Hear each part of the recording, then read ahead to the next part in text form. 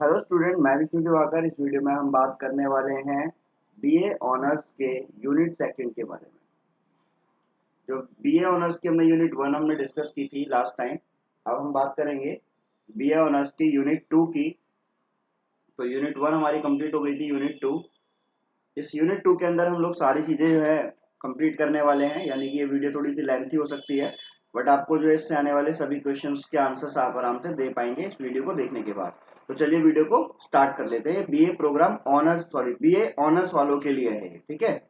जो भी political science honours से जो स्टूडेंट्स हैं उनके लिए है। योर लॉ योर राइट, उस वाली बुक में से। तो चलिए वीडियो को स्टार्ट कर लेते हैं। देखिए, जैसे कि बताया गया है कि जो भारत है, भारत में जाति व्यवस्था को स्थापित करने के लिए वर्णाश्रम धर्म को सबसे आधारिक वैचारिक आधार माना जाता है। बोला गया है कि जो हमारे भारत के अंदर जो जाति व्यवस्था स्थापित हुई है, तो वर्ण व्यवस्था यानी कि वर्णाश्रम धर्म जो है वो सबसे ज्यादा वैचारिक माना गया है। अब भारत में जो है वो जाति व्यवस्था की जो उत्पत्ति है, भारत में जाति व्यवस्था की जो उत्पत्ति है वो विकास और तंत्र पर विभिन्न दृष्टिकोण विस्तार से बताते हैं कि उसमें निसंस विज्ञानी इस बात पर प्रकाश डालते हैं कि भारत जो है वो आर्यों, द्रविड़ों और मंगोलियनों और सिथिनों का मिश्रण है। अब ऐतिहासिक समय में क्या बताया गया है कि भारत में बसे अलग अलग दिशाओं से आने वाले लोगों के समूह ने एक निरंतर संपर्क और संभोग से एक आम संस्कृति को विकसित किया, जिसने अपनी विशिष्ट संस्कृति जिसने क्या किया जो अपनी विशिष्ट संस्कृति को उलट दिया। अब इसी चीज को अंबेडकर ने आगे क्या कहा कि विभिन्न संस्कृतियों के सम्मेलन ने संस्कृतियों का एक संघ नहीं बनाया, बल्कि इसके अंत विकसित अंतर्जात विवाह प्रणाली की प्रस्ताव को इजेक्ट करने के लिए स्थान प्रदान किया, जो जाति व्यवस्था की उत्पत्ति में बदल गया और साथ ही उसके साथ विकास का आधार बन गया। तो ये अंबेडकर ने कहा। अब ज्योतिबा फुले ने क्या बोला? ज्योतिबा फुले ने भारत में जाति व्यवस्था को परिभाषित करने के लिए कहा है, उन्होंने भी काम किया है कि उनका कहना है कि ब्राह्मण, जिसे आर्य भी कहा जाता है, ईरान से आए थे और भारत के उत्तरी क्षेत्र में सिंधु नदी के किनारे बस गया। और फिर फुले ने क्या बोला कि इस बात पर प्रकाश डाला कि आर्य लोग विजेता के रूप में आए थे और उन्होंने स्थानीय लोगों को हराया और फिर पुरोहितवाद की एक प्रणाली बनाई। उसके बाद अति शूद्रों की कीमत पर वह स्वयं को सभी प्रकार के अधिकारों से सम्मानित किया। और उसके बाद में हालांकि ब्राह्मणवादी विचारकों ने क्या करा, उन्होंने जो है विचारकों ने आने वाली जाति व्यवस्था की जो प्रमुख समझ है जाति व्यवस्था को सही ठहराती है, क्योंकि यह श्रम को विभाजित करने का एक तंत्र था। ये क्या था? ये जो कार्य जो होता है, श्रम जो होता है, उसको विभाजित करने का एक सही तरीका था। परंतु किसी भी मामले में भारत में अछूत या फिर अतिशूद्र हमेशा वर्ग पर आधारित जाति व्यवस्था के कारण सबसे अधिक पीड़ित और अपमानित लोगों के रूप में बने रहे। तो वर्ण व्यवस्था में क्या हुआ कि वो जाति के आधार पर सबको अलग अलग कार्य, यानी कि कार्य के आधार पर ठहरा दिया गया कि भाई ये जो इस वर्ग का है तो ये कार्य करेगा, उससे नीचे वर्ग का ये कार्य करेगा और सबसे नीचे वर्ग का ये कार्य करेगा। तो इस तरीके से जो है कार्यों को उचित ठहरा दिया गया। अब इससे हम आगे का देख लेते हैं। तो यहाँ से आपको समझना है, सबसे पहले क्या, यहाँ से आपको समझना है कि जाति आधारित हिंसा की समझ क्या है। अब जाति आधारित हिंसा तो दलितों के खिलाफ चल रहे जाति आधारित भेदभाव, अत्याचार और समकालीन भारत की वास्तविकता है, ठीक है। अब ग्रामीण क्षेत्रों में जहां पर विभिन्न जातियां रहती हैं एक साथ, वे इन लगातार होती रहने वाली घटनाओं की घनिष्ठ निकटता से गवाह हैं। बहुत ही ज्यादा जुड़ाव है, घनिष्ठ मतलब जुड़ाव। और ये देखा गया है इसके अंतर्गत कि बहुत सारी चीजें जो उनके साथ घटना होती रहती है, तो जातीय हिंसा और अत्याचार में शामिल, जैसे शारीरिक प्रताड़ना, हत्या, बलात्कार आदि इसके अंदर आता है। तो जाति आधारित हिंसा की जो समझ है, इसके अंदर आपको क्या देखना है कि हिंसा की प्रगति और रूप, समय व संदर्भ पर निर्भर करते हैं। जाति आधारित हिंसा केवल एक ही समय में नहीं होती, बल्कि इसके कई क्षेत्र होते हैं जिसमें पीड़ित को अनेकों बार पीड़ित होना पड़ता है, जो घटना के स्थान से शुरू होकर न्याय वितरण प्रक्रिया तक पहुंचता है। अब जाति आधारित हिंसा की घटनाओं में कमी नहीं आई है, यानी कि पहले से अभी ऐसा नहीं है कि कुछ कमी आ गई है, बल्कि जाति आधारित जो जितनी भी प्रक्रियाएं हैं वो आज भी जो है बहुत तेजी से बढ़ती चली जा रही है। इससे जाति आधारित हिंसा की समझ एक विभिन्न दृष्टिकोण से बनी है और अत्याचार की घटनाएं शक्ति और हिंसा के संबंधपूर्वक पहलू में संभाषण को रेखांकित करती है। आगे बोला गया है कि जो दलित महिलाएं हैं उनके खिलाफ हिंसा के विषय में संयुक्त राष्ट्र की विशेष रिपोर्ट यह बताती है कि प्रभुत्वकारी जातियों के शक्तिशाली सदस्यों व कुछ अन्य व्यक्तियों द्वारा लक्षित हिंसा यानी कि सोच समझकर या जानबूझकर की गई हिंसा, यहाँ तक कि बलात्कार की तमाम घटनाएं जो है समस्त दलित समुदाय को सबक सिखाने और उनके भीतर डर पैदा करने के लिए की जाती है। बताया गया है कि जो यूएनओ है उसने जो पूरा का पूरा फाइनल एक रिपोर्ट दी है जिसमें बोला गया है कि भाई जो दलित वर्ग के जो लोग हैं इनको डराने धमकाने के लिए और इनके अंदर एक डर पैदा करने के लिए बलात्कार जैसी तमाम घटनाएं की जाती है। अब इस रिपोर्ट में यह भी प्रकाश डाला गया कि दलित महिलाओं के खिलाफ हुई हिंसा के अनेकों रूप होते हैं। यूं कहें कि वह अनेकों रूपों में विद्यमान होती हैं, जैसे कि शारीरिक प्रताड़ना हो, यौनिक उत्पीड़न हो, मौखिक अपशब्द हो या यौनिक शोषण हो, जबरन वैश्यावृत्ति हो, अपहरण हो या सामूहिक बलात्कार आदि हो। ये सारी घटनाएं इसके अंदर होती है। अब इसके अंदर जो है दूसरा जो आपका टॉपिक है वो ये है कि कानूनी अधिनियम क्या है। अब पूर्व स्वतंत्र भारत में कानूनी अधिनियम के बारे में पढ़ेंगे। तो ये क्या है इसको यहाँ पर हम जान लेते हैं। हम लोग क्या कर रहे हैं कि ज्यादा से ज्यादा जो है चीजों को जल्दी से जल्दी समझने की कोशिश करेंगे जिससे कि एग्जाम हमारे पास है और हम लोग उसको कवर कर सके। तो यूनिट 2 में तो इसमें अब हम बात करेंगे किसकी कि औपनिवेशिक काल में जाति आधारित हिंसा बेहद क्रूर थी। जैसे कि इस लेख के पिछले भाग में अम्बेडकर ने क्या लिखा है उसमें उजागर होता है कि भाई जिसकी चर्चा लेख के ऊपरी हिस्से में भी की गई है कि औपनिवेशिक भारत सरकार ने सामाजिक और धार्मिक मामलों में हस्तक्षेप न करने की नीति अपनाई थी कि इसमें कोई भी हस्तक्षेप नहीं होगा। इसके अतिरिक्त उच्च जातियों को खुश करने के लिए प्रशासन में उनके समर्थन के कारण औपनिवेशिक सरकार ने जाति आधारित भेदभाव का समर्थन भी किया था कि जाति आधारित भेदभाव यानी कि जाति के आधार पर कार्य बांटे जाएंगे और इस भेदभाव का समर्थन भी किया गया था। विभिन्न मामलों में क्या बोला गया है, विभिन्न मामलों में उच्च जातियों को मुआवजा क्षतिपूर्ति दी गई थी, जैसे कि आंध्रे विकाजी फड़के बनाम शंकर दिनचराय केस, ये जो केस हुए थे इसमें औपनिवेशिक सरकार द्वारा क्या हुआ था, उच्च जाति को मुआवजा दिया गया ताकि वे शुद्धिकरण समारोह कर सके। अब देखिए पहले के टाइम पर इस तरीके की जो भेदभाव थे ये सब चलते आ रहे थे और ये घटना होने के बाद में भी जो उच्च वर्ग की जो जातियां होती थी उनको क्या दिया जाता था, मुआवजा दिया जाता था जिससे कि वो क्या कर सके, शुद्धिकरण समारोह कर सके अपना। क्योंकि दलितों की एक घटना ने उनकी संपदा समान को दूषित कर दिया था। तो ये पहले की अवधारणा रही है पूर्व भारत स्वतंत्र भारत में कानूनी अधिनियम के तहत। तो ये इसके अंदर आपको समझ में आ गया होगा। आगे इसके अंदर बताया गया है कि जो धर्म के सभी मामलों में निर्णय का सर्वोच्च अधिकार या तो हिंदू धर्म के ग्रंथों को था या ब्राह्मण या पुजारियों द्वारा कहे गए मौखिक साक्ष्य थे। दूसरी ओर हिंदू धर्म का कोई भी समारोह उच्च जातियों का विशेष अधिकार था। जब भी कोई निम्न जाति का व्यक्ति उच्च जाति के स्थानों को प्रदूषित करने की हिम्मत करता था तो उसे दंड दिया जाता था और यह दंड समाज की दृष्टि के साथ साथ न्यायिक प्रणाली के लिए भी कानूनी था। और 1909 के अंतर्गत कुछ बदलाव देखा गया। अब क्या हुआ, कुछ बदलाव आए जब अछूतों के लिए यानी कि जो अनटचेबिलिटी बोली गई थी यानी कि अछूत जो लोग थे विशेष प्रतिनिधित्व की मांग तेज हो रही थी। और 1917 में भारतीय राष्ट्रीय कांग्रेस ने संकोचवश ही सही लेकिन एंटी डिसेबिलिटी प्रस्ताव पारित किया। अब इस प्रस्ताव में क्या था कि कांग्रेस भारत के लोगों से आग्रह करती है कि वह निराश्रित वर्गों पर परंपराओं द्वारा लगाई गई सभी अक्षमताओं को हटा दें। ऐसी अक्षमताओं का चरित्र अत्यंत कष्टकर व दमनकारी होने के कारण इस निराश्रित वर्ग को अत्यंत असुविधा और कठिनाइयों का सामना करना पड़ता है। तो ये किसने बोला, अम्बेडकर ने बोला। उन्होंने एक लाइन यहाँ पर बताई है, ये देखिए, यद्यपि अम्बेडकर ने अस्पृश्यता का विरोध करते हुए साउथ ब्लॉ कम्युनिटी के सामने अनेक साक्ष्य प्रस्तुत किए और अछूतों के लिए विशेष सुरक्षा की मांग की।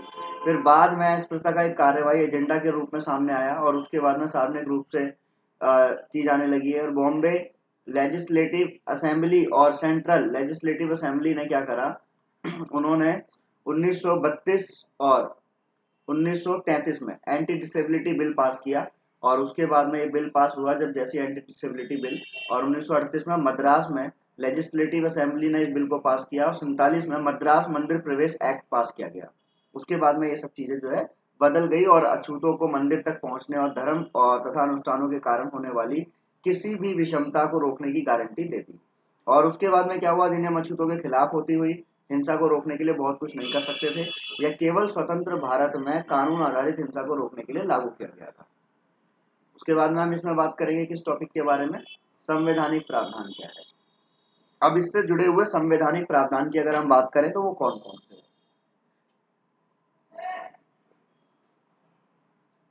अंबेडकर और गांधी के प्रयासों ने भारत की संविधान सभा में सबसे पहले अस्पृश्यता के विरोध करने की गति निर्धारित की थी। यानी कि गांधी जी ने और अंबेडकर जी ने ये बात बोली थी कि भाई जितने भी ये जो अनटचेबिलिटी यानी कि जो अस्पृश्य लोग हैं, इनको जो है हर चीज की जो है पूरी की पूरी इनकी मांग की जाए और इन लोगों को भी एक समाज में दर्जा दिया जाए।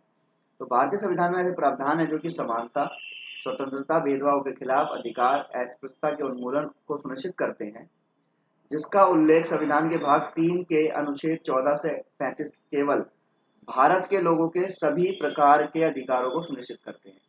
अब जैसे इसमें बताया गया कुछ, जैसे कि हमारे जो अनुच्छेद है, अनुच्छेद 14 क्या कहता है कि कानून के समक्ष सब समानता है, यानी कि सब इक्वल है।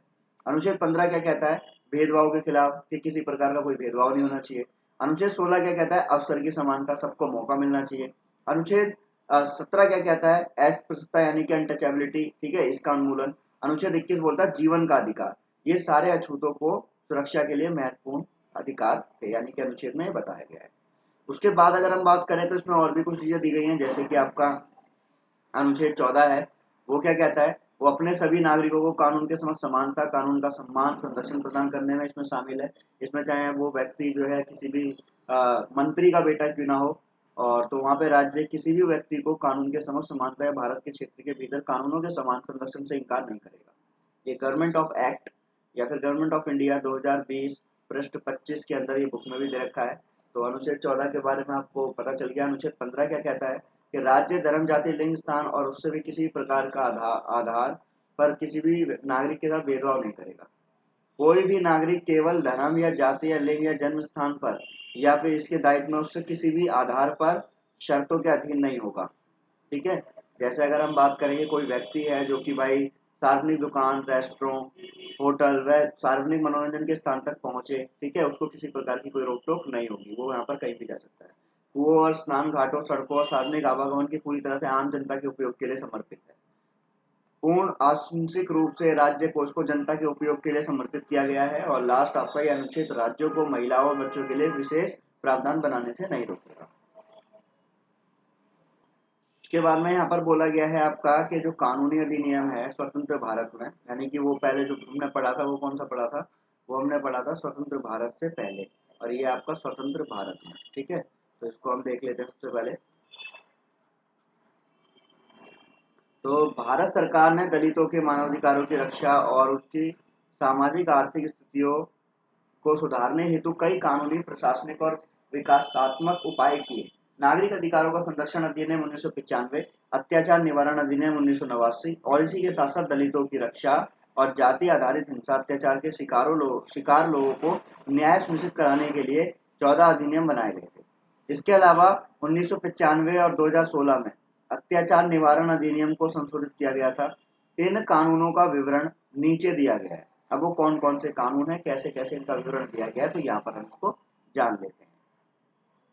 सबसे पहला यहाँ पर अस्पृश्यता अधिनियम 1995, यानी कि जो कि टचेबिलिटी अनटचेबिलिटी की बात की है, वो अपराध जो 1995। स्वतंत्रता के तुरंत बाद ये महसूस किया गया कि संवैधानिक सुधार अधिकार अनुसूचित जातियों के अधिकारों और जीवन की रक्षा के लिए पर्याप्त नहीं थे। इसलिए 1995 में अस्पृश्यता अधिनियम 1995 को अधिनियमित किया गया ताकि अत्याचार के मामलों का त्वरित निवारण किया जा सके, जल्दी निवारण किया जा सके। इसके अलावा नागरिक अधिकारों का संरक्षण अधिनियम 1976 में आया। तो ये सारा इसके अंदर हम समझ चुके हैं। अब हम इससे आगे का देख लेते हैं। नेक्स्ट है आपका इसमें नागरिक अधिकार अधिनियम 1976। अब इसमें क्या बोला गया है कि इसमें कमेटी की सिफारिश के अनुसार बोला गया था कि जो ये अधिनियम है 1955, इसमें संशोधन किया गया और नागरिक अधिकारों का संरक्षण अधिनियम 1976 लागू हुआ। इस अधिनियम में अस्पृश्यता को परिभाषित करने और जनता जैसे शब्दों के संदर्भ में अधिक स्पष्ट था। दोषी को कड़ी सजा देने के संदर्भ में कई अन्य प्रावधान थे। इसमें प्रावधान किया गया कि अधिनियम के तहत दोषी पाए जाने वाले किसी भी व्यक्ति को जुर्माने सहित 2 साल से कम की सजा नहीं मिलेगी। अगर कोई भी दोषी पाया जाता है तो 2 साल तक इसमें सजा मिलेगी। कारावास के अलावा यदि कोई लाइसेंसधारी या फिर अधिकारी अधिनियम के तहत अपराध करता है तो उसका लाइसेंस रद्द किया जा सकता था। ठीक है। फिर इसके अंदर आया आपका अत्याचार निवारण अधिनियम, जिसको हम पीओए बोलते हैं। ठीक है। 1989 के अधिनियम ने विभिन्न जाति आधारित व्यवहारों की पहचान अधिनियम के तहत दंडनीय अपराधों के रूप में की है। मैंने यह भी उल्लेखित किया है कि इस अधिनियम के तहत रिपोर्ट किए गए किसी भी जाति आधारित अधिनियम अपराधी के लिए अग्रिम जमानत पर विचार नहीं किया जाएगा। इस अधिनियम के अंतर्गत यदि अनुसूचित जाति या अनुसूचित जनजाति के किसी भी सदस्य को उसकी सहमति के बिना कार्य कराया जाता है तो उसकी सहमति के बिना जबरन उसे खाद्य पदार्थ खिलाए जाने या फिर शारीरिक रूप से चोट पहुंचाई जाती है तो ऐसे में अपमान के विभिन्न माध्यमों को अत्याचार के रूप में परिभाषित किया गया है। और इस अधिनियम के विभिन्न प्रावधानों को नीचे देखा जा सकता है कि वो कौन कौन से प्रावधान हैं। तो देखते हैं, जैसे ये प्रावधान दिए गए हैं इसमें। अब वो प्रावधान कौन कौन से हैं, जैसे पीओके अधिनियम 1989 अध्याय के खंड 3 में भारतीय कानूनों द्वारा सारांशित किए गया है। यह अत्याचार और दंडनीय कहे जाने वाले कार्यों पर प्रकाश डालता है। कोई भी व्यक्ति जो कि अनुसूचित जाति का सदस्य नहीं है तो पहला, अनुसूचित जाति व अनुसूचित जनजातियों के सदस्य को खाद्य या फिर घृणाजनक पदार्थ पीने या फिर खाने के लिए मजबूर करना, पहला। दूसरा, अनुसूचित जाति या अनुसूचित जनजातियों के किसी सदस्य के परिसर या पड़ोस में मलमूत्र, पशु शव या कोई अन्य घृणात्मक पदार्थ फेंककर उसे क्षति पहुंचाने, अपमानित करने या शब्द सुनने करने के आशय से कार्य करना। उसके बाद में अगर हम नेक्स्ट बात करें यहाँ पर, तो नेक्स्ट आपका जो उसमें पॉइंट रहेगा वो आपका रहेगा इसमें कि अनुसूचित जाति व अनुसूचित जनजाति के किसी भी सदस्य के शरीर से बलपूर्वक कपड़े उतारना, उसके शरीर को मतलब उसके शरीर को जो है किसी प्रकार की हानि पहुंचाना, ऐसा कार्य करना जो कि मानवीय गरिमा के विरुद्ध है। तो यहाँ पर मानहानि का केस जो है लगाया जाता है। उसके बाद अगर हम बात करें तो यहाँ पर नेक्स्ट पॉइंट है कि किसी भी सक्षम प्राधिकार उसके किसी भी अनुसूचित जाति या अनुसूचित जनजाति ने किसी सदस्य को आवंटित की गई भूमि को गलत तरीके से कब्जा करना या आवंटित की गई भूमि को हस्तांतरित कर देना, तो ये भी इसमें एक क्राइम होता है। उसके बाद में लास्ट पॉइंट आपका अनुसूचित जाति या अनुसूचित जनजाति के किसी भी सदस्य को गलत तरीके से अगर उसकी भूमि या परिसर से हटा देना या भूमि परिसर या पानी पर उसके अधिकारों से हस्तक्षेप करना तो भी उसको जेल हो सकती है। तो ये हमारे इसके अंदर पॉइंट है। नेक्स्ट पॉइंट्स के लिए हम लोग आगे देखते हैं। तो इस वीडियो के अंदर हमने बात की किसकी, जो बीए ऑनर्स के जितने भी स्टूडेंट हैं, जिसकी हम यूनिट 1 के अंदर हम लोग बात कर चुके हैं और यहाँ हमने बात की यूनिट 2। तो यानी कि आपकी यूनिट 1 यूनिट 2 आपकी कंप्लीट हो गई है, जिसमें आपकी जो बुक है वो योर लॉज और योर राइट्स। ठीक है। तो यहाँ पर आपको ये बुक समझ में आ गई होगी। आगे की जानकारी के लिए बने रहें। Thanks for watching.